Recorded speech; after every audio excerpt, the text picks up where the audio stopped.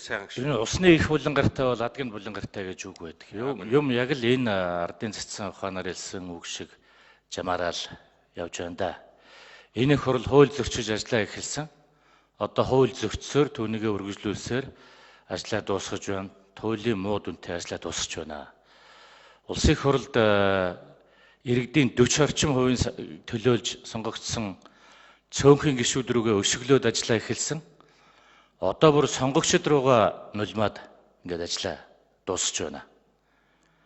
Ер нь хүний нийгмийн амьдрал бол хуулиар тэгээд дээр нь энэ ёс суртахуун, ёс зүй, бусадтай зохицож амьдрдаг ухамсартай амьтны хувьд бусдаа харьцахдаа ямар хэм хэмжээ баримтлахыг гэдэг юмнуудыг заавал бодолж зохицуулагдаж амьдрдаг. Гэтэл өнөөдрийн энэ зарим тойргийг байгуулсан дотор нь тойрог хуваалцсан энэ байдал бол юун хууль, юун ёс суртахуун ярихтай мантай юм орж ирээд байна шүү дээ. Хэд хэдэн аймаг дээр. Энийг л тойруулаад шүүмжлээд байгаа. Түүнээс зарим хүмүүсийн хэлсэн шиг бид нар сонгуульд ялагдах гээд бачимдаад байгаа юм биш. Харин ч бачимдсан улсууд иймнүүд оруулж ирж байна гэж харж байгаа. Төрийн ажилд бас хууль, соёл, өөрийн уламжил, залгамж чанар гээд юм байх хэрэгтэй байдаг. Тэгээ энэ ажил нь өөрөө тэгш хэрэг, шудраг ёс, ард түмний бодол санаа гэдэг юм дээр суурилсан байх хэрэгтэй. Тэгээ энэ хуваарлтын бодол бол яг сая миний хэлсэн юмнуудыг хүний амьдралын юмны эсрэг, төрийн ажлын юмны эсрэг ийм заалтууд та хэд хэдэн газар нэм орж ирж шít. Инх төвшин гишүүн түрүүн зураг харуулж исэн. Цоолоод буудаа хийцэн амтны арьс шиг болгоод тойргийг хуваацсан гэх мэт юмуд. Ер нь манжийн үед ч ингэж хагаргаж бутаргаж хооронд нь хагаралдуулж байгаагүй юм шүү дээ. Урд өмнөх сонгуулиудад хэзээ ч ийм байдлаар ард түмний доор үзэж дураараа уваагүй загнаж байгаагүй. Монголын төрд одоо тийм байгаагүй.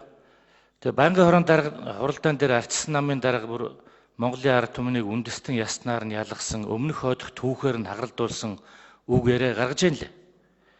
Би бүр үнэхээр цочирцсан. Тэгээ зөв нөхрийн хувьд дараа ядаж олон хүний өмнө ийм битгий хэлээрэй гэж хэлэх гэж байгаа.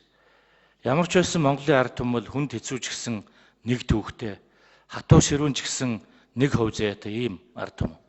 Тэгээ тэр банкны хорон дээр ярьсан үгээ дахиж ялангуяа сонгогчдынхаа өмнө битгий хэлээрэй дээ гэж хэлмээр байна. Ер нь бидний энэ бодлого байр суурь аливаа юм данд хандлага их өөр юм аа. Бидний яриад маргалдаад байгаа бол зөвхөн хэдэн хувийн хоорондын арцалтан биш шүү дээ. Энэ бол ерөөсөө л үзэл баримтлалын ялгаа.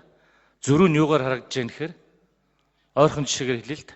96-аас 2000 оны их хурлын дараа бидний амьдрал ямар байсан, одоо ямар байна? 2000 оноос 12 оныг өнөөдөртэй харьцуулаад үзэхэд одоо ямар байна? 96 оны 2000-тай харьцуулаад 2012-16 онтой харьцуулаад үзэхэд ялгаа байна. Энэ зөрүү бол ерөөсөө бодлогын зөрүү л байгаа. Тэгэхээр энэ олонхын үеийн засаг барьсан жилүүдийн дараа бодит амьдрал ямар байгааг иргэд тэртээ тэргүй мэдсэн байгаа дөө. Хүмүүс бидний хэрүүлэр биш өөрсдийнхөө амьдралаа сонголтоо хийчихдэг болцсон байлээ. Сохор дүлий биш штэ. Хэнийг сонгох уу яах вэ гэдгээ бодсон байлээ. Хэнийг сонгуул хэнд хэрэгтэй гэдгээсээ илүү хэнийг сонгуул биднэрт хэрэгтэй гэдгээ бодсон байлээ. Сонголтоо хийцсэн байлээ. Ардчилсан намын нэлээд том зүтгэлтэй хүртэл хэлсэн штэ. Гэхдээ энэ нөхдүүдээс хурдхан шиг салах юмсан гэж. Бурхан минь биднийг түргэн авраач гэж. Тэр хүн лав биднээс илүү дутуугаар одоо намаа дутуу мэднэ гэж байхгүй шүү дээ. Ийм л дүнтэй бид нар болж юм. Юу хууль, юу ёс суртахуун, юу төрийн бодлогын залгамж чанар, уламж чанар. Тэгээ ер нь одоо энэ их хурл ажиллаа зогсоовол яасан дээ.